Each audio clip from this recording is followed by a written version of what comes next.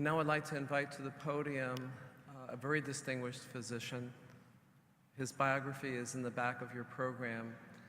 A distinguished military physician, emergency physician, chair of emergency medicine, a dean, has done quite a bit in the area of outreach to communities. Currently serves as the Chief Academic Officer of the Association of American Medical Colleges. Please join me in welcoming the distinguished Dr. John Prescott.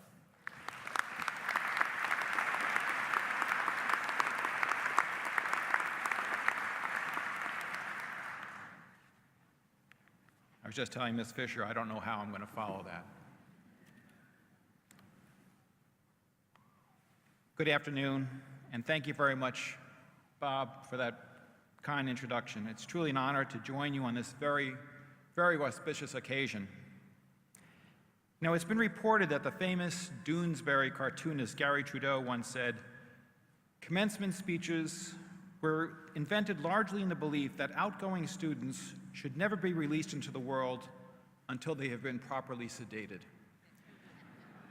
Now, I mention this to you because when I received some very specific instructions from Dean Foberg when I agreed to speak.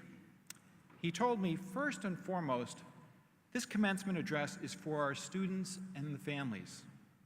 Make it meaningful to them. Second, he said, keep it focused. Now, everybody on this side of the stage knows exactly what that means, but for those of you who are not familiar with Dean Talk, let me translate that last part. It means stick to the program and stay on time. Well, I must tell you that I've done my absolute best to follow his instructions, and I hope in the process not to sedate any of you, or worse yet, have to resuscitate any of you. I, too, want to extend my congratulations to all the members of the inaugural class of the Oakland University William Beaumont School of Medicine, and offer very, very warm greetings to all of those folks on the wings, to the family and friends of the graduates. Your love and support were key factors in success and achievements of this distinguished class of students. Thank you very much for all that you've done.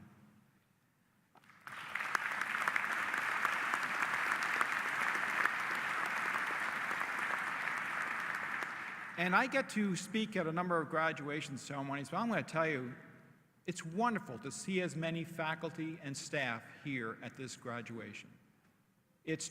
I want to say thank you for your hard work. You came from multiple institutions to create something very special. Thank you all of you, for all that you have done to make this a wonderful, wonderful institution.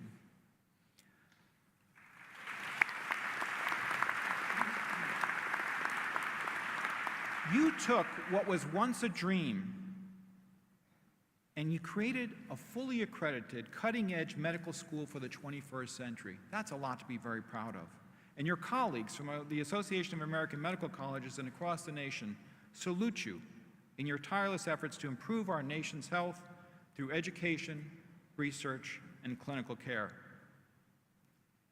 And I'd also like to recognize my esteemed colleague, Dr. Robert Foberg, for his foresight, persistence, leadership tenacity, an unwavering commitment to establish a medical school where students excel in both the science and the art of medicine. Congratulations, Bob, for your dedication and service. You are truly a national and state treasure, and the world is a better place because of you.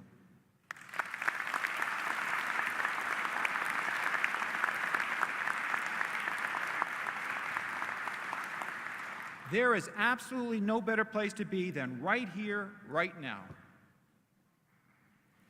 Graduates, today you are celebrating the fact that you're joining over 19,000 other medical students who represent the next generation of physicians in our country. And like the generations of physicians before you, you too are passionate about your profession. You place a great value on the need for selfless service, and you have a strong desire to improve the health of your patients and communities. In a matter of weeks, you'll be continuing your medical education and residency programs across the nation. And it is there that you'll appreciate even more the knowledge and the wisdom you have received here at the Oakland University William Beaumont School of Medicine. Now, my job at the AAMC, the Association of American Medical Colleges, allows me to travel across the country And over the past few years, I've visited some 45 different medical schools.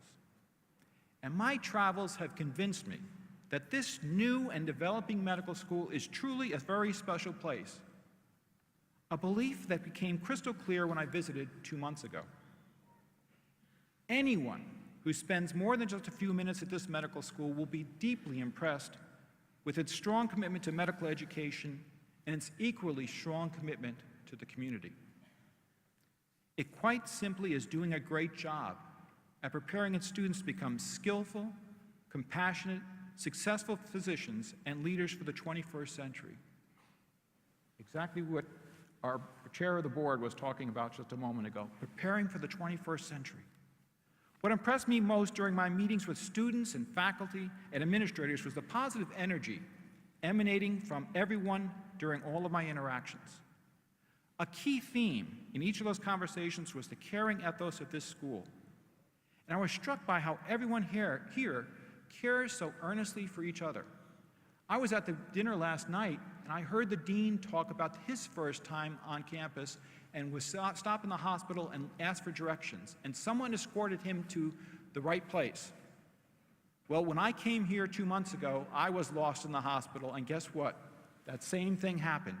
Someone took me to the exact same place that I needed to go, and another story of the caring ethos here.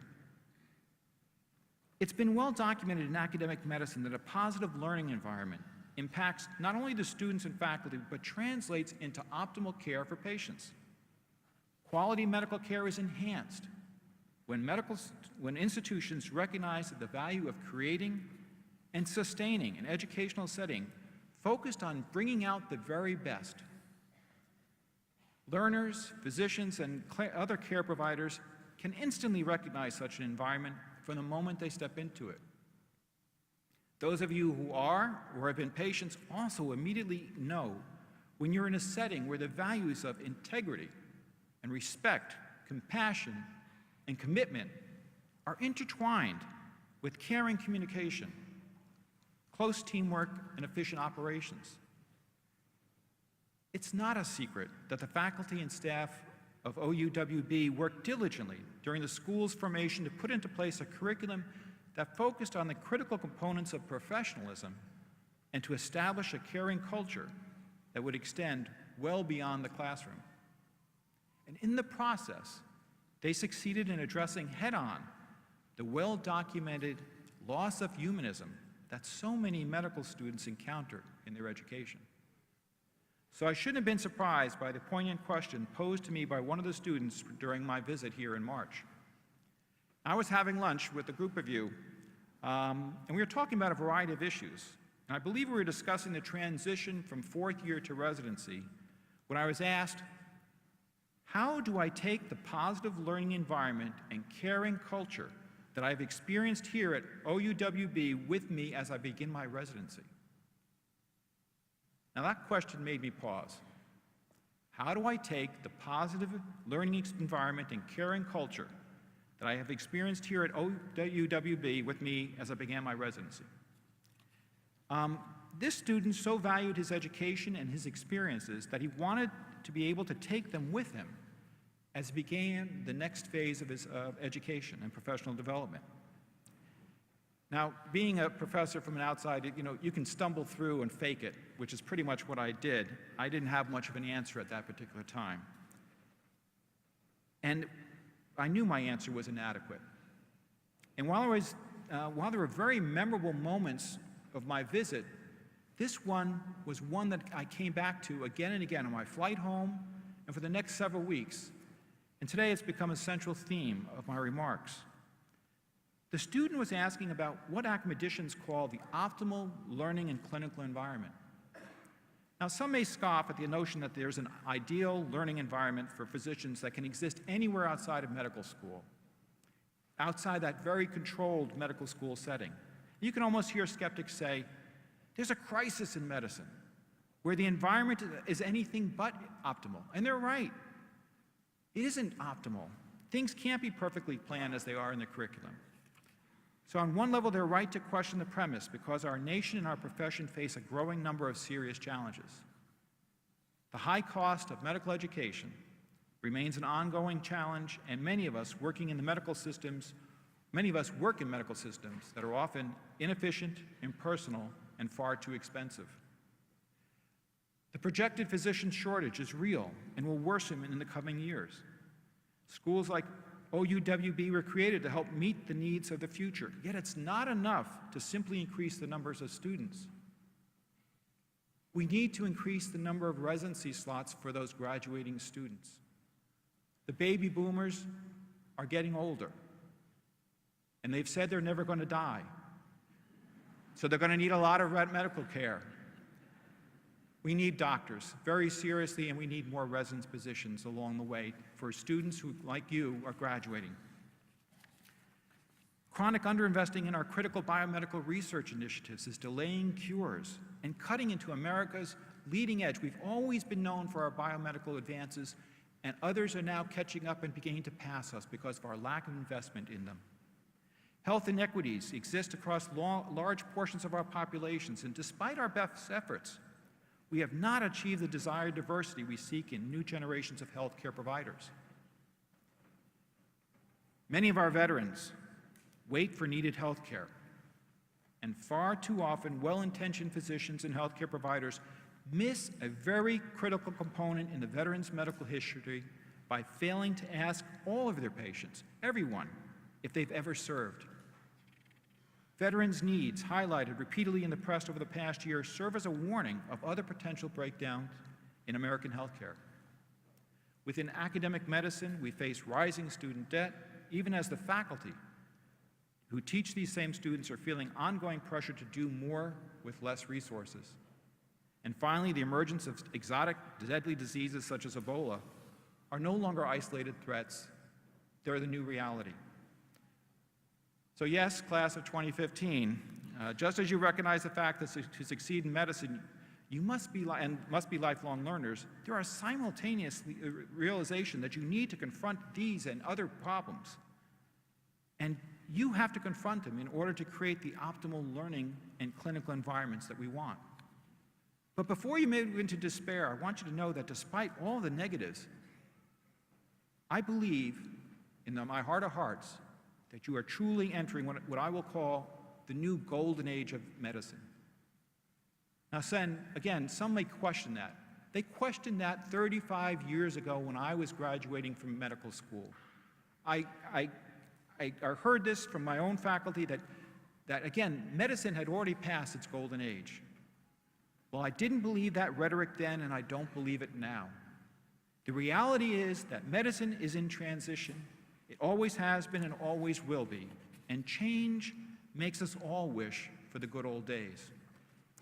As a profession, we are never satisfied with what is. Just ask your faculty members. They're never satisfied with what is. They're always striving for making something better. Always looking for better. And sometimes our complaints are often misinterpreted as discontent. And a reality that we do face is that many of our naysayers, most of whom it seems concentrated right in Washington, D.C., just a few blocks from where I work, make their living tearing down a profession that they have never practiced and barely understand. Yet medicine is changing in so many great ways. I envy you and the opportunities that exist for you as you move forward. We know more about the causes and treatments of diseases and injuries than at any time in the past. Care is becoming more personalized, precise, and impactful, and we are truly beginning to harness the benefits of information technology in increasingly insightful ways. If you want further evidence, of all that is good in medicine, just simply look around this room. The best and the brightest are here to dedicate their lives to the service of others. Class of 2015, you along with your colleagues from across the nation must fulfill your destiny and work together to meet the challenges of today, even as you prepare for those of tomorrow. Physicians over the millennia have always stepped up, utilizing the tools and educational resources available to them, and have created solutions to vexing problems. Similarly, you and your classmates must embrace this opportunity to make an impact, utilizing the knowledge, the skills, and resources at your disposal to lead the profession into a new age. And to succeed in this process, you must take time to care for yourself and for those closest to you. Again, take time to care for yourself and those closest to you. Our profession struggles to balance the demands of being a physician with the demands of being a mother, a father, partner, daughter, son, friend, just to name a few of the roles you may encounter. Thus, our personal and professional success comes down to our behavior and our resilience in the face of daunting situations and everyday challenges. So I ask the question, recognizing the stressors you are going to face, what can you do as an individual to promote your own resilience as you contribute to a favorable learning and clinical environment wherever you train? And how can you take full advantage of what the modern golden age of medicine will offer? I've told some of you that I'm an academic physician. I'm a father of 3 daughters, one of whom is a medical student. My wife's a radiologist. And I'd like to at least share with you 4 tactics that have been helpful for my wife and I as we've moved forward in our careers. First and foremost, surround yourself with these individuals, your family and friends who are supportive and loving. They can be a source of strength to you on the roughest of days, and always listen closely to their advice. 32 years ago, as an overly confident, pretty cocky, increasingly hardened resident, my parents pulled me aside one day on a visit home and quite simply asked, what happened to their son? What happened to their son who wanted from this high to be a physician, wanted to care for people? My parents held up a mirror to me, and I saw someone I didn't like very much.